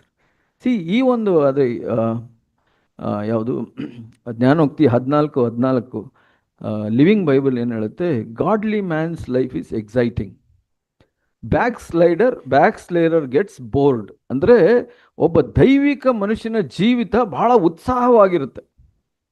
ಯಾಕೆ ಅಂದರೆ ಅವನು ದೇವರ ವಾಕ್ಯಕ್ಕಾಗಿ ಜೀವಿಸ್ತಾ ಇರ್ತಾನೆ. ದೇವರಿಗೆ ಒಳಪಡಬೇಕು ಅಂದರೆ ಅವನಿಗೆ ಬಹಳ ಖುಷಿ. ಅದಕ್ಕಾಗಿ ಅವನನ್ನು ನೋಡಿದ್ರೆ ದೇವರಿಗೆ ಖುಷಿ. ನೋಡಿ, ಇದು ಪಾರ್ಟ್ನರ್ಶಿಪ್. ದೇವರಿಗೆ ಒಳಪಡೋದು ಅವನಿಗೆ ಖುಷಿ, ಅವನನ್ನು ನೋಡಿ ದೇವ್ರಿಗೆ ಖುಷಿ. ದೇವ್ರು ಹೇಳ್ತಾರೆ ನಾನು ಕಾಪಾಡ್ತೀನಿ. ಇವಾಗ ಇದರಲ್ಲಿ ಯಾರಿಗೆ ಖುಷಿ ಇಲ್ಲ? ಅವಾಗ ಸೈತಾನನಿಗೆ ಖುಷಿ ಇಲ್ಲ, ಸ್ವಾರ್ಥಕ್ಕೆ ಖುಷಿ ಇಲ್ಲ. ಸ್ವಾರ್ಥಕ್ಕೆ ಕಷ್ಟ ಆಗುತ್ತೆ, ಸೈತಾನನಿಗೂ ಕಷ್ಟ ಆಗುತ್ತೆ. ಸೊ ಇವಾಗ ನೋಡಿ, ಫಲ ಕೊಡಬೇಕು ಅಂತ ಹೇಳ್ತೀವಿ. ಫಲ ಕೊಡಬೇಕು ಅಂದರೆ ಈ ಬೇಸಿಕ್ ಇದೆಯಲ್ಲ, ಇದನ್ನು ನಾವು ಪೂರ್ಣವಾಗಿ ನಿರ್ಧಾರ ಮಾಡಬೇಕು. ಸ್ವಾಮಿ, ನಾನು ನನ್ನ ಸ್ವಾರ್ಥಕ್ಕೆ ವಿರುದ್ಧವಾಗಿದ್ದೇನೆ, ಲೋಕಕ್ಕೆ ವಿರುದ್ಧವಾಗಿದ್ದೀನಿ. ಇವಾಗ ನನಗೆ ಕಷ್ಟ ಆಗ್ತಾ ಇದೆ, ಈ ಥರ ಜೀವನ ನಡ್ಸೋಕ್ಕಾಗಲ್ಲ, ಪವಿತ್ರಾತ್ಮನು ನನಗೆ ಸಿಕ್ಕಿಲ್ಲ ಅಂದರೆ ನನಗಾಗಲ್ಲ. ಇವಾಗ ಓಕೆ, ಇಲ್ಲಿ ನೋಡಿ, ಯೇಸು ಸ್ವಾಮಿ ಈ ವಚನ ಬಹಳ ನೋಡ್ಕೊಂಡಿದ್ದೀವಿ. ಇಬ್ರಿಯ 5:7 ಏನು ಹೇಳುತ್ತೆ, ಇಲ್ಲಿ ಕ್ರಿಸ್ತನು ತಾನು ಭೂಲೋಕದಲ್ಲಿದ್ದಾಗ ಮರಣಕ್ಕೆ ತಪ್ಪಿಸಿ ಕಾಪಾಡ ಶಕ್ತನಾಗಿರುವ ಆತನಿಗೆ ಬಲವಾಗಿ ಕೂಗುತ್ತಾ ಕಣ್ಣೀರನ್ನು ಸುರಿಸುತ್ತಾ ಪ್ರಾರ್ಥನೆ ವಿಜ್ಞಾಪನೆಗಳನ್ನು ಸಮರ್ಪಿಸಿ ದೇವರ ಮೇಲಣ ಭಕ್ತಿಯಿಂದ ಆತನು ಕೇಳಲ್ಪಟ್ಟನು.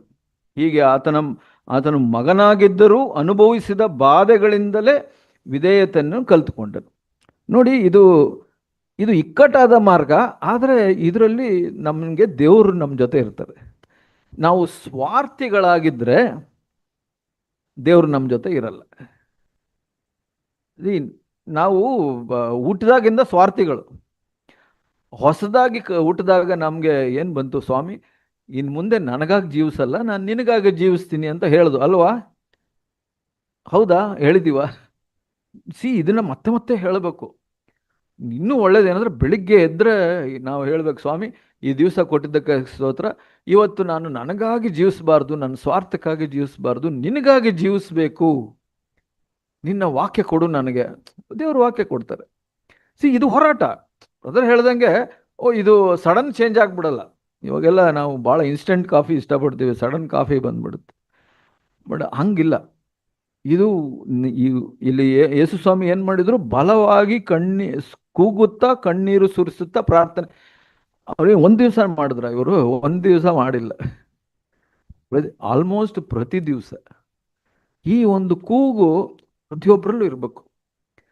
ಆವಾಗಲೇ ಫಲ ಬರುವಂಥದ್ದು. ಇಲ್ಲ ಅಂದರೆ ಫಲ ಬರೋದಿಲ್ಲ.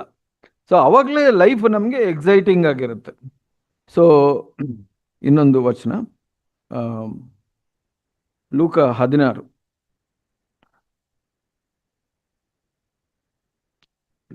ಇಲ್ಲಿ ನೋಡಿ, ಇಲ್ಲಿ ಒಂದು ರಿಸಲ್ಟ್ ನೋಡ್ತೀವಿ ನಾವು, ಡಿಫ್ರೆಂಟ್ ವ್ಯಾಲ್ಯೂಸ್. ಲೂಕ 16 ಯೇಸು ಸ್ವಾಮಿ ಒಂದು ಸಾಮ್ಯವನ್ನು ಹೇಳಿದರು.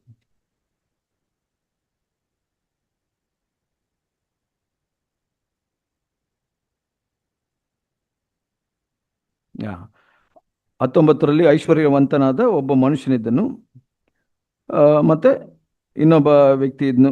ಮನೆ ಬಾಗಿಲಲ್ಲಿ 20ನೇ ವಚನ, ಲಾಜರನೆಂಬ ಒಬ್ಬ ಭಿಕ್ಷುಕ ಇದ್ದನು. ಸೊ ಇವರಿಬ್ಬರು ಇದ್ದರು. ಆದರೆ 25ನೇ ವಚನದಲ್ಲಿ ಇಲ್ಲಿ ಏನು ಹೇಳ್ತಾರೆ, ಅಬ್ರಹಾಮ, ಕಂದ, ನೀನು ಆಶಿಸಿದ ಸುಖವನ್ನು ನಿನ್ನ ಜೀವನದಲ್ಲಿ ಹೊಂದಿದ್ದಿ, ಹಾಗೆಯೇ ಲಾಜರನ್ನು ಕಷ್ಟವನ್ನು ಹೊಂದಿದನು ಎಂಬುದನ್ನು ನೆನಪಿಗೆ ತಂದುಕೋ. ಈಗಲಾದರೂ ಇಲ್ಲಿ ಆತನಿಗೆ ಸಮಾಧಾನ. ನೋಡಿ, ನಮ್ಮ ಜೀವಿತದ ಗುರಿ ಈ ಭೂಮಿ ಮೇಲೆ ಚೆನ್ನಾಗಿರ್ಬೇಕು, ಭೂಮಿ ಮೇಲೆ ಚೆನ್ನಾಗಿರ್ಬೇಕು ಅಂದರೆ ಇದು ನಮ್ಮ ಲೈಫು ಜೀಸಸ್ ಲೈಫ್ಗೂ ಮ್ಯಾಚೇ ಆಗಲ್ಲ. ಜೀಸಸ್ಗೆ ಯಾವತ್ತೂ, ಯೇಸು ಸ್ವಾಮಿಗೆ ಯಾವತ್ತೂ ನಾನು ಚೆನ್ನಾಗಿರ್ಬೇಕು, ನಾನು ಕಂಫರ್ಟಬಲ್ ಆಗಿರ್ಬೇಕು, ನಾನು ನಾನು ನಾನು ಅನ್ನೋದು ಬರಲೇ ಇಲ್ಲ. ಅಪ್ಪ, ತಂದೆ, ತಂದೆ ಅಷ್ಟೇ ಇತ್ತು. ನೋಡಿ, ಹೊಸದಾಗಿ ಹುಟ್ಟಿದಾಗ ಅದು ಟ್ರಾನ್ಸ್ಫಾರ್ಮ್ ಆಗಬೇಕು ಅಂದರೆ ಸಡನ್ನಾಗಿ ಆಗೋದಿಲ್ಲ, ಕ್ರಮೇಣವಾಗಿ ನಾವು ಯೇಸು ಸ್ವಾಮಿನ ನೋಡೋ ದೃಷ್ಟಿನಲ್ಲಿ ಇಟ್ಕೊಳ್ತಾ ಇರಬೇಕು. ಸ್ವಾಮಿ ನೀನು ಹಿಂಗಿದ್ದ, ನೀನು ಹಿಂಗಿದ್ದ, ನಿನ್ನ ಥರ ನಾನು ಇರಬೇಕು. ಇವಾಗ ಮನೇಲಿ ಏನೋ ಸಮಸ್ಯೆ ಬರುತ್ತೆ, ಸಮಸ್ಯೆ ಬಂದರೆ ಹೆಂಡತಿ ಜೊತೆ ಜಗಳ ಮಾಡು, ಮಕ್ಕಳ ಜೊತೆ ಜಗಳ ಮಾಡ್ಬೋದು, ಅದು ಸ್ವಾರ್ಥ. ನಾನು ಹೇಳ್ದಂಗೆ ನಡಿಬೇಕು. ನೋಡು, ಯೇಸು ಸ್ವಾಮಿ ಇದ್ರೆ ಅಲ್ಲಿ ಫೈಟ್ ಮಾಡಲ್ಲ. ಯೇಸು ಸ್ವಾಮಿ, ಅಪ್ಪ ನಿನಗೇನು ಇಷ್ಟ, ಸರಿ ನೀನು ಬಾಯಿ ಮುಚ್ಕೊಂಡು ಸುಮ್ಮನೆ ಇರು, ಸುಮ್ಮನೆ ಇರ್ತೀನಿ. ನೋಡಿ, ಹಿಂಗೆ ಫಲ ಬರೋದು. ನಾವು ಫಲದ ಬಗ್ಗೆ ಯೋಚನೆ ಮಾಡ್ತೀವಿ, ಬಟ್ ಇಲ್ಲಿ ನಾವು ಸ್ವಾರ್ಥನ ನಿರಾಕರಿಸ್ಬೇಕು. ನನ್ನ ಮುಖ್ಯ ಶತ್ರು ಬಂದು ಸ್ವಾರ್ಥ. ನನಗಾಗಿ ಜೀವಿಸಬಾರ್ದು ನಾನು. ಇದು 2 ಕೊರಿಂಥ 5:15, ನಾನು ನನಗಾಗಿ ಸತ್ತು ಎದ್ದು ಬಂದಾತನಿಗಾಗಿ ಜೀವಿಸಬೇಕು, ನಾನು ನನಗಾಗಿ ಜೀವಿಸಬಾರ್ದು. ನಾನೆಲ್ಲ ಮುಖ್ಯ, ತಂದೆಯ ಚಿತ್ತ ಮುಖ್ಯ. ಅದು ನಾವು ಅದೇ ದಾರಿನಲ್ಲಿ ಹೋಗ್ತಾ ಇರಬೇಕು. ಇದು ಹೋರಾಟ. ಇದು ಕ್ರಮೇಣವಾಗಿ ಗುಣಗಳು ಬರುತ್ತೆ. ನೀವು ಇದೇ ದಾರಿನಲ್ಲಿ ನಾನು ಹೋಗ್ತಾ ಇದ್ರೆ ಗುಣಗಳು ಬರುತ್ತೆ, ಮತ್ತು ಪವಿತ್ರಾತ್ಮನ ನಮ್ಮ ಜೊತೆ ಇರ್ತಾನೆ, ಮತ್ತು ಸಮಾಧಾನ ಇರುತ್ತೆ, ಸಂತೋಷ ಇರುತ್ತೆ, ಮತ್ತು ನಾವು ದೇವ್ರನ್ನ ನೋಡ್ತಾ ಇರ್ತೀವಿ ಹೆಚ್ಚೆಚ್ಚು. ಯೇಸು ಸ್ವಾಮಿಗೆ ಬಹಳ ಸಂತೋಷ ಪಡಿಸಿದ್ದು ಯಾವುದು ಗೊತ್ತಾ? ಯೇಸು ಸ್ವಾಮಿಗೆ ಕೀರ್ತನೆ 16:11 ಅನಿಸುತ್ತೆ, ಅವರ ಪ್ರಸನ್ನತೆ. ದೇವ್ರು ನನ್ನ ಜೊತೆಲಿದ್ದಾನೆ, ನಮ್ಮ ತಂದೆ ನನ್ನ ಜೊತೆಲಿದ್ದಾರೆ, ಅದೇ ಬಹಳ. ಯಾಕೆ ತಂದೆ ಅವ್ರ ಜೊತೆಲಿದ್ರು?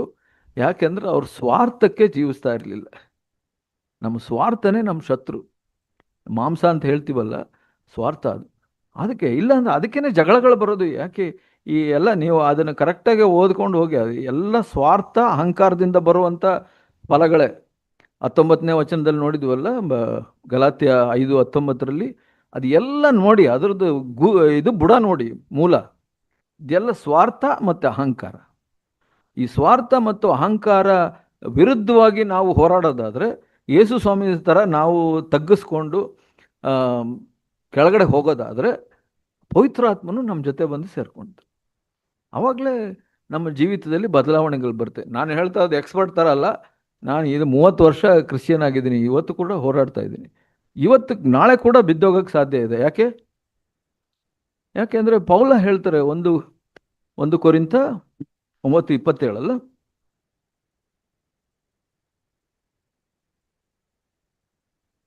1 ಕೊರಿಂಥ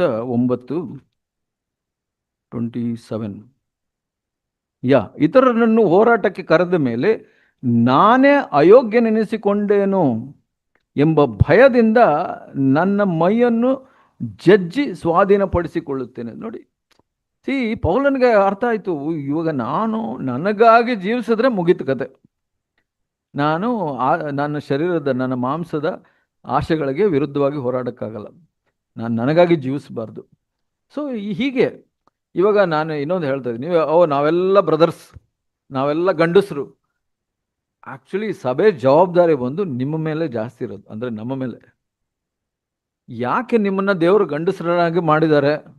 ಅದ್ರ ಮೇಲೆ ರಕ್ಷಣೆ ಕೊಟ್ಟಿದ್ದಾರೆ, ಅದ್ರ ಮೇಲೆ ಹುಲಿಗಿ ಸಭೆ ಕರ್ಕೊಂಡು ಬಂದಿದ್ದಾರೆ. ಇಲ್ಲಿ ಹುಲಿಗಿ ಮಾತ್ರ ಇಲ್ಲ, ಎಲ್ಲರೂ ಇದ್ದಾರೆ. ಯಾಕೆ ಸಭೆ ಕರ್ಕೊಂಡು ಬಂದಿದ್ದಾರೆ? ಯಾಕೆಂದರೆ ನೀವು ಸಭೆಯಲ್ಲಿ ಬಲವಾಗಿರ್ಬೇಕು ಅಂತ. ಇವಾಗ ಸಿಸ್ಟರ್ಸ್ಗೆ ಯಾಕೆ ಜವಾಬ್ದಾರಿ ಇಲ್ಲ? ಸಭೆ ಆತ್ಮಿಕ ಜವಾಬ್ದಾರಿಗಳಿಲ್ಲ?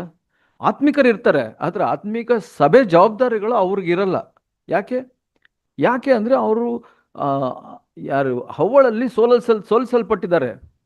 ದೇವರು ಅವ್ರಿಗೆ ಬೇರೆ ಕಾರ್ಯಗಳನ್ನು ಇಟ್ಟಿದ್ದಾರೆ ಪ್ರತ್ಯೇಕವಾಗಿ. ಆದರೆ ನೀವು ನಾಯಕರಾಗಿರ್ಬೇಕು. ಫಸ್ಟು ನೀವು ಸ್ವಾರ್ಥದ ವಿರೋಧ ಹೋರಾಡೋಕ್ಕೆ ರೆಡಿ ಇಲ್ಲ. ಮನೆಗೆ ಹೋಗಿದ ತಕ್ಷಣ ಯಾರೋ ಕಾಫಿ ಕೊಡಬೇಕು, ಅದು ಕೊಡಬೇಕು, ಇದು ಕೊಡಬೇಕು. ಅವಾಗ ಎಲ್ಲಿ ಓಡಾಡ್ತಾ ಇದ್ದೀವಿ ನಾವು? ಎಲ್ಲಿ ಓಡಾಡ್ತಾನೆ ಇಲ್ಲ. ನಾನು ಹಿಂಗಿರ್ಬೇಕು, ಹಂಗಿರ್ಬೇಕು, ನನಗೆ ಹಿಂಗಿದ್ರೆ ಇಷ್ಟ, ಹಂಗಿದ್ರೆ ಎಲ್ಲಿ? ನಾವು ಸ್ವಾರ್ಥಕ್ಕೆ ಫೀಡ್ ಮಾಡ್ತಾ ಇದ್ದೀವಿ. ನೀವು ಯಾವ್ದು ಫೀಡ್? ನಾವು ಸ್ವಾರ್ಥಕ್ಕೆ ಫೀಡ್ ಮಾಡಿದ್ರೆ ಸ್ವಾರ್ಥ ಸ್ಟ್ರಾಂಗ್ ಆಗುತ್ತೆ, ಆತ್ಮ ಫೀಡ್ ಮಾಡಿದ್ರೆ ಆತ್ಮ ಸ್ಟ್ರಾಂಗ್ ಆಗುತ್ತೆ. ಈಗ ನಾವು ಬ್ರದರ್ ಜಾಕ್ ಒಂದ್ಸಲ ಹೇಳ್ತಾ ಇದ್ರು, ಹಾವು, ಸ್ವಾರ್ಥ ಅನ್ನೋ ಹಾವು ಬರುತ್ತೆ ಆಚೆ. ಹಾವು ಬಂದಾಗ ಏನು ಮಾಡ್ತೀರಾ? ಹೊಡಿತೀರಾ ಇಲ್ಲ ಹಾಲು ಕೊಡ್ತೀರಾ? ಸೊ ನೀವು ಹೊಡೆದ್ರೆ ನಿಮಗೆ ನೋವಾಗುತ್ತೆ. ಆ್ಯಕ್ಚುಲಿ ಇದು ಸ್ವಾರ್ಥ ಅಂದರೆ ನೀವೇನೆ, ಬೇರೆ ಯಾರು ನೀವೇನೆ. ಹೊಡೆದ್ರೆ ನೋವಾಗುತ್ತೆ, ಆದರೆ ಹಾವು ಹೋಗುತ್ತೆ. ನೆಕ್ಸ್ಟ್ ಟೈಮು ಇನ್ನೂ ವೀಕ್ ಆಗುತ್ತೆ, ಅದು ಬರೋಲ್ಲ ಸ್ಟ್ರಾಂಗ್. ನಾವು ಏನು ಮಾಡ್ತೀವಿ, ಹಾವು ಬಂದಾಗೆಲ್ಲ ಅದಕ್ಕೆ ಹಾಲು ಕೊಡ್ತೀವಿ, ಮತ್ತು ನೆಕ್ಸ್ಟ್ ಟೈಮು ನಾನು ಗೆಲ್ಲಬೇಕು ಅದ್ರ ಮೇಲೆ, ಗೆಲ್ಲಕ್ಕಾಗಲ್ಲ ನಮಗೆ. ಇದು ಬಹಳ ಮುಖ್ಯ. ಅದಕ್ಕಾಗಿ ಇದು ಹೋರಾಟ ಬ್ರದರ್ಸ್. ಬಟ್ ಆದರೆ ನಮಗೆಲ್ಲರಿಗೂ ಜವಾಬ್ದಾರಿ ಇದೆ. ದೇವರು ನಮ್ಮನ್ನು ಸಹೋದರನ್ನಾಗಿ ಮಾಡಿದ್ದಾರೆ, ಸಭೆನಲ್ಲಿ ಇಟ್ಟಿದ್ದಾರೆ, ರಕ್ಷಣೆ ಕೊಟ್ಟಿದ್ದಾರೆ. ನಾವು ಗಂಡಸರಾಗಿ, ಅಂದರೆ ನಾವು ಆತ್ಮಿಕ ನಾಯಕರಾಗಿರ್ಬೇಕು. ಆದರೆ ಆತ್ಮಿಕರ ನಾಯಕರಾಗಿರೋದು ನಾವು ಯೇಸು ಸ್ವಾಮಿ ಥರ ನಮ್ಮ ಸ್ವಾರ್ಥದ ಅಹಂಕಾರದ ವಿರುದ್ಧ ಹೋರಾಡಿದ್ರೆ ಮಾತ್ರ. ಇಲ್ಲಾಂದರೆ ಫಲಗಳು ಬರಲ್ಲ. ಇವಾಗ ಪ್ರೀತಿ ಅನ್ನೋದು ಫಲ. ಪ್ರೀತಿಯ ಫಲ ನೋಡಿ, 1 ಕೊರಿಂಥ 13:7 ಹೇಳುತ್ತೆ, ಪ್ರೀತಿ ಸ್ವಾರ್ಥನ ಹುಡುಕೋದಿಲ್ಲ ಅಂತ ಹೇಳುತ್ತೆ. ಪ್ರೀತಿಯ ಮುಖ್ಯ ಗುರಿ ಏನು, ಗುಣ ಏನು? ಸ್ವಾರ್ಥ ಹುಡುಕಲ್ಲ ಅಂತ ಹೇಳುತ್ತೆ. ಇವಾಗ ನಾವು ಒಬ್ಬ ವ್ಯಕ್ತಿ ಸ್ವಾರ್ಥಿಯಾಗಿದ್ರೆ ಅವನಲ್ಲಿ ಪ್ರೀತಿ ಇಲ್ಲ ಅಂತಲೇ ಅರ್ಥ. ನಾನು ಹೆಂಡತಿ ಹಿಂಗೆ ಟ್ರೀಟ್ ಮಾಡಬೇಕು, ಹಂಗೆ ಟ್ರೀಟ್ ಮಾಡಬೇಕು, ಅವ್ರು ಹಿಂಗೆ ಮಾಡಬೇಕು, ಹಂಗೆ ಮಾತ್ರ. ಕೆಲವರೆಲ್ಲ ಚರ್ಚಿಂದ ಬೇಸರ ಮಾಡ್ಕೊಂಡು ಹೋಗ್ಬಿಡ್ತಾರೆ, ನನಗೆ ಹಿಂಗೆ ಟ್ರೀಟ್ ಮಾಡಿದ್ರು, ಹಂಗೆ ಟ್ರೀಟ್ ಮಾಡಿ. ಅವರೆಲ್ಲ ಎಲ್ಲಿಂದ ಬೆಳೆಯೋಕ್ಕಾಗೋದಿಲ್ಲ. ಅದಕ್ಕಾಗಿ ಒಂದು, ನಾವು ಮಾಂಸವನ್ನು ಹೇಗೆ, ನಮ್ಮ ಸ್ವಾರ್ಥವನ್ನು ಹೇಗೆ ಸೋಲಿಸ್ತೀವಿ? ಪವಿತ್ರಾತ್ಮನ ಶಕ್ತಿಯಿಂದ where it says brother, we defeat the flesh. Roma 8:13. 8:13 ನಾವು ಅದೊಂದು ಓದ್ಬಿಟ್ಟು ಮುಗಿಸ್ಬಿಡೋಣ. ರೋಮ 8:13. If you walk by the flesh, you will surely die. ಇಲ್ಲಿ ನೀವು ಶರೀರ ಭಾವವನ್ನು ಅನುಸರಿಸಿ ಬದುಕಿದರೆ ಸಾಯುವುದು ನಿಶ್ಚಯ. ನೀವು ಪವಿತ್ರಾತ್ಮನಿಂದ ದೇಹದ ದುರಭ್ಯಾಸಗಳನ್ನು ನಾಶ ಮಾಡುವುದಾದರೆ ಜೀವಿಸುವಿರಿ. ನೋಡಿ, ಭಾಳ ನಿರ್ದಿಷ್ಟವಾಗಿದೆ, ಕ್ಲಿಯರ್ ಆಗಿದೆ ಇಲ್ಲಿ. ನೋಡಿ, ನಾವು ಶರೀರ ಭಾವವನ್ನು ಅನುಸರಿಸಿ ನಡೆದ್ರೆ, ಅಂದರೆ ನಾವು ಸ್ವಾರ್ಥಿಗಳಾಗಿ ನಡೆದ್ರೆ ನಾವು ಸಾಯುವುದು ನಿಶ್ಚಯ. ಆವಾಗ ನಮ್ಮಲ್ಲಿ ಫಲ ಬರೋದಿಲ್ಲ. ಸಾಯೋದು ಅಂದರೆ ನಾವು ಒಂದು ದಿವಸ ಸತ್ತೋಗ್ಬಿಡ್ತೀವಿ. ನೋ. ಇವಾಗ ಯೇಸು ಸ್ವಾಮಿ ಯಾಕೆ ಕಣ್ಣೀರಿಟ್ಟು ಕೂಗಿ ಹತ್ತು ಪ್ರಾರ್ಥನೆ ಮಾಡಿದ್ರು? ನಾನು ಸಾಯ್ತೀನಿ ಅಂತ. ಯಾವ ಥರ ಸಾಯೋದು? ಅದು ದೇವರ ಜೊತೆ, ತಂದೆ ಜೊತೆ ಕನೆಕ್ಷನ್ ಹೋಗ್ಬಿಡುತ್ತೆ ನನಗೆ. ಅದು ಸಾವು ಯೇಸು ಸ್ವಾಮಿಗೆ. ಇಲ್ಲಿ ಕೂಡ ಹೇಳ್ತಾ ಇರೋದು ಆತ್ಮಿಕ ಸಾವು. ಏನು ಆತ್ಮಿಕ ಸಾವು? ನಾನು ಸ್ವಾರ್ಥಕ್ಕಾಗಿ, ಅಲ್ಲಿ ಎಲ್ಲೆಲ್ಲ ಶರೀರ ಭಾವ ಇದೆ, ಮಾಂಸ ಇದೆ, ಅದಕ್ಕೆಲ್ಲ ಅಂಡರ್ಲೈನ್ ಮಾಡಿಬಿಟ್ಟು ನಿಮ್ಮ ಹೆಸರು ಹಾಕೊಂಬಿಡಿ. ನನಗಾಗಿ ನಾನು ಜೀವಿಸೋದಾದರೆ ನಾನು ನಿಜವಾಗ್ಲೂ ಸಾಯ್ತೀನಿ. ನನ್ನ ಸ್ವಾರ್ಥಕ್ಕಾಗಿ ನಾನು ಜೀವಿಸೋದಾದರೆ ನಾನು ಸಾಯ್ತೀನಿ. ಹೆಂಗೆ ಸಾಯ್ತೀನಿ? ದೇವ್ರಿಗೂ ನಮಗೂ ಜೊತೆ, ಯೇಸು ಸ್ವಾಮಿಗೂ ನನಗೂ ಜೊತೆ ಕನೆಕ್ಷನ್ ಹೋಗ್ಬಿಡುತ್ತೆ. ಯಾಕೆಂದರೆ ಯೇಸು ಸ್ವಾಮಿ ಯಾವತ್ತೂ ತನಗಾಗಿ ಜೀವಿಸಲಿಲ್ಲ. ನಾನು ನನಗಾಗಿ ಜೀವಿಸಿದ್ರೆ ಅವ್ರಿಗೂ ನಮಗೂ ಮ್ಯಾಚ್ ಆಗಲ್ಲ. ಸೊ ಹಂಗೆ ಇವಾಗ. ಆದರೆ ಪವಿತ್ರಾತ್ಮನ ಶಕ್ತಿಯಿಂದ ದೇಹದ ದುರಭ್ಯಾಸಗಳನ್ನು, ಅಂದರೆ ಸ್ವಾರ್ಥವನ್ನು ನಾನು ಎದುರಿಸಿದ್ರೆ, ನಾಶ ಮಾಡಿದ್ರೆ, ನಾನು ದೇವ್ರ ಮುಂದೆ ಜೀವಿಸ್ತೀನಿ. ಅಂದರೆ ದೇವ್ರ ಜೊತೆ ಕನೆಕ್ಷನ್ ಇರುತ್ತೆ. ಸೊ ಆದರೆ ದೇವರು ಬಹಳಷ್ಟು ಟೆಸ್ಟ್ ಕೊಡ್ತಾರಲ್ಲ, ಮನೆಯಲ್ಲಿ, ಆಫೀಸಲ್ಲಿ, ಕಾಲೇಜಲ್ಲಿ, ಚರ್ಚಲ್ಲಿ ಭಾಳ ಟೆಸ್ಟ್ಗಳು ಕೊಡ್ತಾರೆ ಸ್ವಾರ್ಥಕ್ಕೆ ಸಾಯೋಕ್ಕೆ. ಬಟ್ ನಾವೇ ಆರಿಸ್ಕೊಳ್ತಾ ಇದ್ದೀವಲ್ಲ, ನಾವು ಸ್ವಾರ್ಥಕ್ಕೆ ಸಾಯಬೇಕಾ ಅಲ್ಲ ಸ್ವಾರ್ಥದಿಂದ ಜೀವಿಸಬೇಕಾ ಅಂತ ನಾವು ಆರಿಸ್ಕೊಳ್ತಾ ಇದ್ದೀವಿ ಪ್ರತಿ ದಿವಸ. ಸೊ ಆವಾಗ ನೋಡಿ, ಇಬ್ಬರು ಸಹೋದರರು ಒಂದೇ ಸಲ ಬರ್ಬೋದು. ಬ್ರದರ್ ಹೇಳ್ತಾ ಇದ್ರು, ಕೆಲವರು ಭಾಳ ಬೇಗ ಬೆಳೀತಾರೆ ಅಂತ. ಹೆಂಗೆ ಬೆಳೀತಾರೆ? ಈ ದಾರಿನಲ್ಲಿ ಹೋದಾಗಲೇ ಅವ್ರು ಕ್ರಮೇಣವಾಗಿ ಬೆಳವಣಿಗೆ ಕಾಣಿಸುತ್ತೆ. ಆವಾಗಲೇ ಅವ್ರು ಪ್ರಾರ್ಥನೆ ಮಾಡಬೇಕಾಗಿ ಬರುತ್ತೆ. ಸ್ವಾರ್ಥಕ್ಕಾಗಿ ಜೀವಿಸಬಾರ್ದು ಅಂದರೆ ಪ್ರಾರ್ಥನೆ ಮಾಡಬೇಕಾಗಿ ಬರುತ್ತೆ. ಫೆಲೋಶಿಪ್, ನಾನು ಹೇಳಿದ್ನಲ್ಲ, ಫೆಲೋಶಿಪ್ ಅಂದರೆ ಸುಮ್ಮನೆ ಹಾಯ್ ಬಾಯ್ ಊಟ ಮಾಡೋದು ಅದೆಲ್ಲ ಅಲ್ಲ. ಫೆಲೋಶಿಪ್ ಅಂದರೆ ಕುಂತ್ಕೊಂಡು ಮಾತಾಡಬೇಕು. ಸಹೋದರ, ಹೇಗೆ ಆತ್ಮಿಕ ಹೋರಾಟಗಳನ್ನು ಹೇಗೆ ಮಾಡ್ತಾ ಇದೀಯಾ? ಮನೆಯ ಹೋರಾಟಗಳನ್ನು ಹೇಗೆ ನಿಭಾಯಿಸ್ತಾ ಇದೆಯಾ? ಮಾಂಸದ ಹೋರಾಟಗಳನ್ನು, ಸ್ವಾರ್ಥ, ಲಸ್ಟ್, ಮೋಹಗಳನ್ನು ಹೇಗೆ ಹೋರಾಡ್ತಾ ಇದೆಯಾ? ಇದು ಕುಂತ್ಕೊಂಡು ಮಾತಾಡ್ಬೇಕು ನಾವು. ಅದಕ್ಕೆ ಫೆಲೋಶಿಪ್ಪು. ನಾವು ಎಲ್ಲರ ಹತ್ರ ಮಾತಾಡೋಕ್ಕಾಗಲ್ಲ. ನಮ್ಗೆ ಯಾರ ಮೇಲೆ ಏನು ಕಾನ್ಫಿಡೆನ್ಸ್ ಅಥವಾ ಭರವಸೆ, ಯಾರ ಮೇಲೆ ಭರವಸೆ ಇದೆ? ಆ ಭರವಸೆ ಹೆಂಗೆ ಬರುತ್ತೆ? ನೀವು ಒಬ್ಬರ ಜೊತೆ ಒಬ್ಬರು ಚೆನ್ನಾಗಿ ಸಮಯ ಕಳೆದಿಲ್ಲ ಅಂದರೆ ಹೆಂಗೆ ಬರುತ್ತೆ ಭರವಸೆ? ನಿಮ್ಮ ಮನೆ ಕಷ್ಟಗಳನ್ನು, ಹೋರಾಟಗಳನ್ನು ಹಂಚ್ಕೊಳ್ಳೋಕೆ ಹೆಂಗಾಗುತ್ತೆ? ಸೊ ಆವಾಗಲೇ ನಮಗೆ ಬೆಳವಣಿಗೆ ಬರೋದು, ನಮಗೆ ಗೊತ್ತಾಗೋದು, ಎಲ್ಲರೂ ಸೇಮ್ ಹೋರಾಟದಲ್ಲಿದ್ದೀವಿ, ನಾವು ಎಲ್ಲ ಸೇಮ್ ದೋಣಿನಲ್ಲಿದ್ದೀವಿ, ಯೇಸು ಸ್ವಾಮಿನೂ ಇದೇ ದೋಣಿಲಿದ್ರು. ಆವಾಗ ನಮಗೆ ನಮಗೆ ಬೆಳವಣಿಗೆ ಬರುತ್ತೆ. ದೇವರು ಸಹಾಯ ಮಾಡಿ.